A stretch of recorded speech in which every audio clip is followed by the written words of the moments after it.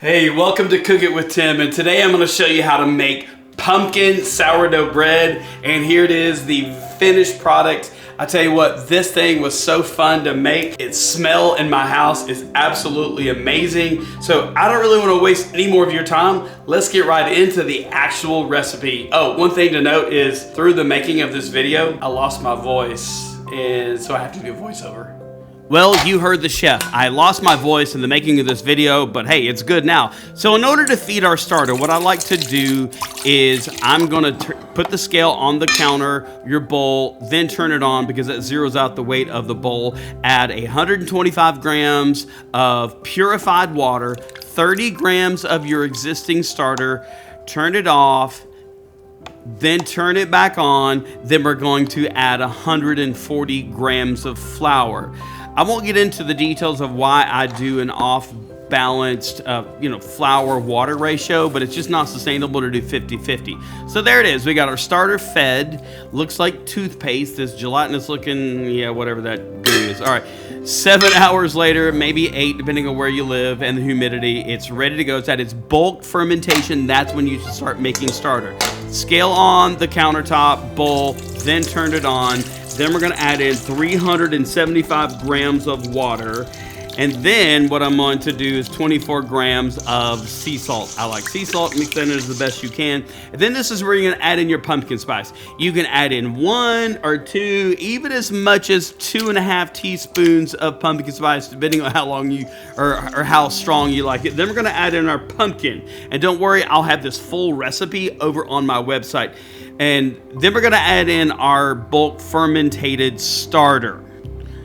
Then once you got in there, you're gonna mix it all together with the ingredients that I have listed. It's gonna take a hot minute to get that mixed together. Then you're gonna add in your bread flour. I'm using King Arthur's unbleached bread flour. And then I like to use a spatula, turner, whatever you have in order to bring it together. And I'm going about 75% hydration on this particular recipe. Once it comes together as a dough ball, you cover it for 30 minutes and then come back, and now it's time to do our stretch and folds. And maybe it's the pumpkin, but this seemed to be a little bit tough, so I did a series of 4 stretches, and you can see it's not lending so much, but you can tell it's already starting to improve the dough. Then 30 minutes later, and another series of stretch and folds. So one of the things when you do your stretch and folds, make sure that you dip your hand in water. Otherwise, it's going to stick to your hands. See, look at the dough. It's already getting better. Cover it, repeat the process. Repeat the process. Pretty simple, stretch and folds. And if you don't know how to do stretch and folds, I have another video for that. See Toby in the background? He's hanging out with me, walking through this process. The last stretch and fold. Get your hands wet. Stretch. Sorry, my voice is just not good. Just look how pretty that dough is, though. Next step, get a Cambro, olive oil. Take our bread, our dough, cover it, let it double in size.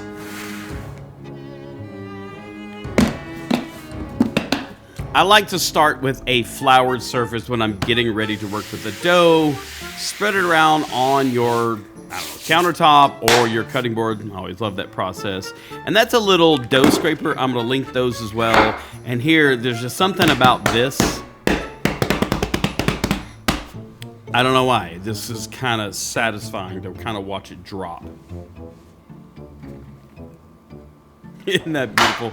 And then what I'm gonna do at this point, I am going to cut the dough in half. Since I made enough, the recipe that will be listed in the comment section, I will pin it so that you can know what to do. Now, I've cut it in half, and because we're making 2 loaves of bread, you're gonna stretch each side out, and then you're gonna fold it in. And then you're gonna cross fold. Once you get each side folded in, I'm gonna do about 4 of those, and then I'm gonna turn the dough around, then I'm gonna roll it up like a, Twinkie. And then what we're gonna do is I'm gonna keep folding it over until it forms a, for me, I guess a beautiful dough ball shape, and then you're gonna hold it towards the top of the ball, and you're gonna cup it in and you're gonna pull it towards you. And what this does is it stretches the dough and secures it and needs a good slap. And so we're gonna repeat the process. Fold each side over and towards in, and then you're gonna do those cross folds to secure it. And what this does is it secures the dough and prevents it from falling apart. It's a part of the dough stretching process or maturation process. You know, I don't know the science behind this because I've only been doing this since January, and whatever I'm doing seems to work. See how I'm pulling it in towards me? It tightens up the dough so that it stays cooking. Am I even saying the right sourdough processes? Maybe I should look at my definitions, give it a good slap. We're gonna let that rest for 30 minutes. Then we're gonna come back and do another series of the stretch and folds. Fold over halfway each side. Then we're gonna do those cross folds as well.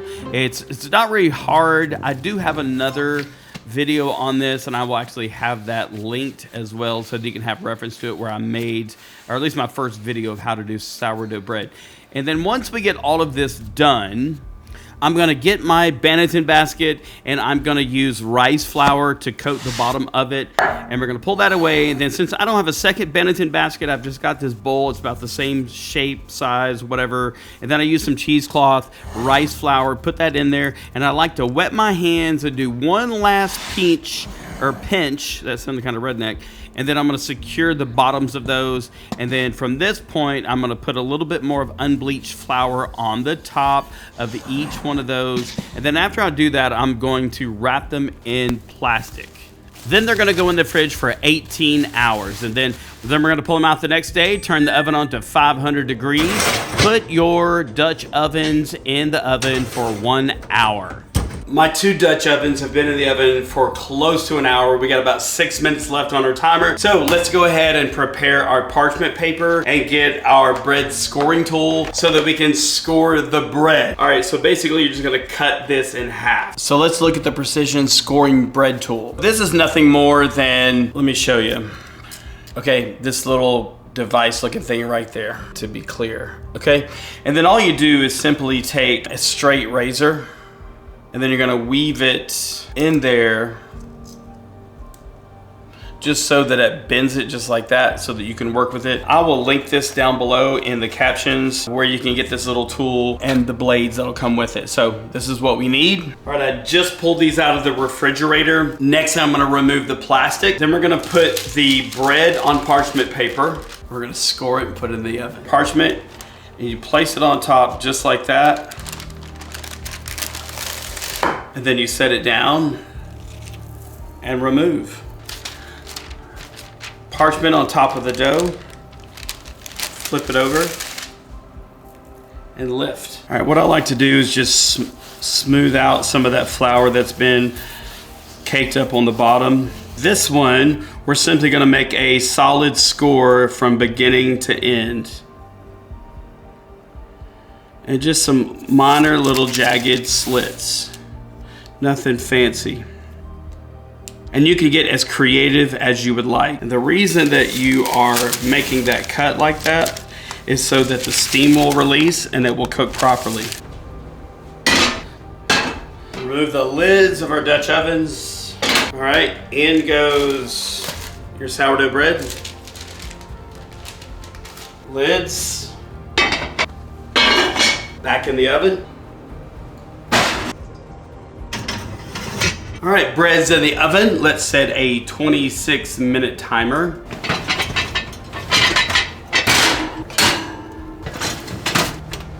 Drop it to 450. All right, bread has just come out of the oven.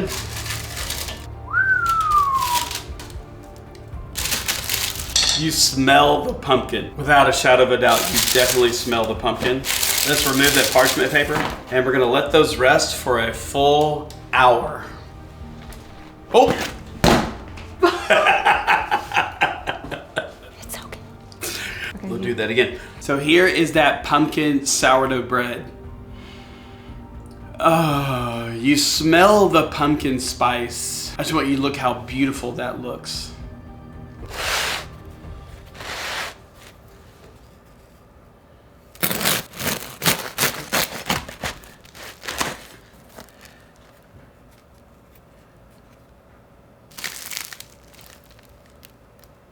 So the only thing left to do is to taste it. And what I did, I made some pumpkin honey butter. I'm excited to even try this. I mean, it's good the way it is, but I figure, hey, let's add a little bit of sweetness to it.